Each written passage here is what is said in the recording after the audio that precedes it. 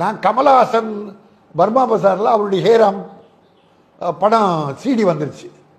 அவர் போகிறாரு, அங்கே அட்டாக் கலாட் ஆகுது, வெட்டு குத்தாகுது. அவர் பயந்துட்டு ஓட்டார். போயிட்டு எனக்கு ஃபோன் பண்ணார். அப்புறம் நான் இப்போ விசிடி எடுத்து போராடி விசிடி தயாரிக்கிறேன், விற்பனை கடைகளை அடிக்கிறேன். அவர் எனக்கு ஃபோன் பண்ண உடனே நான் பர்மா பசார் போயிட்டேன். போயிட்ட உடனே என்ன வெட்ட வராங்க, எஸ்கேப். போலீஸ் என்ன தேடுது, நான் கலாட்டா பண்ண மாதிரி. கமலஹாசன் பண்ணிட்டு போயிட்டார்.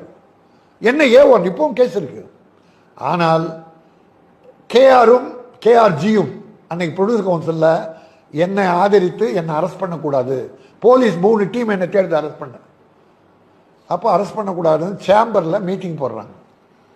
கமலஹாசனை கூப்பிட்றாங்க, சார் நீங்கள் சொல்லி தானே போனார், இப்போ போலீஸ் அவர் அரெஸ்ட் பண்ண, நிலைமை என்னன்னு விளக்குங்க, எதுக்காக அவர் அங்கே அனுப்பினீங்கன்னா, ராஜன் எனக்கு தெரியாதுன்ட்டார், நான் அனுப்பலையேன்ட்டாரு கமலஹாசன்.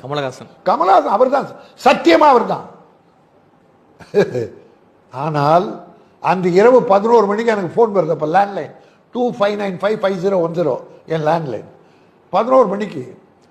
அப்போ ஃபோன் எடுத்தா அவர்கிட்ட ஆறுமுகன் ஒரு பிஏ இருக்கார், சுப்பையா ஆறுமுகம். அதில் Arumugam, sir Rajini sir, K ராஜனா, ஆமாங்க ரஜினி சார் உங்ககிட்ட பேசுனாங்க. ரஜினினா எந்த சார்? Super star. ஐயோ என்னங்க, இல்லை பேசுன லைனில் இருக்கார். ஐயோ கொடுங்க. பேசுனா, K Rajan sir hats off. எடுத்த உடனே அதுக்கு முன்னால் நம்ம ஊர் மாரியம்மாவில் அவரை பார்த்துருக்கேன், அவ்வளோதான், அடிக்கடி நான் பார்க்க மாட்டேன். வாழ்த்துனாருங்க, போல்டாக காரியம் பண்ணியிருக்கீங்க, சினிமாவுக்கு நல்லது பண்ணியிருக்கீங்க, நான் கூட இருக்கேன்னார்.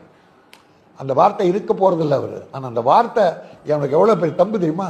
அதனால தான் இன்ன வரைக்கும் ரஜினியை நான் போற்றி கொண்டிருக்கிறேன். என்னை அனுப்புவினர், என்னை அனுப்பினார் கமலஹாசன், அவர் யாருன்னு தெரியாதுன்ட்டார். சம்பந்தமில்லாத ரஜினிகாந்த் இண்டஸ்ட்ரிக்காக போராடி இருக்காருன்னு என்னை பாராட்டினார். அன்னைக்கு அந்த குணத்தை நான் பார்த்தேன். அதனால தான் ஒவ்வொருத்தரையும் உற்சாகப்படுத்துவார்.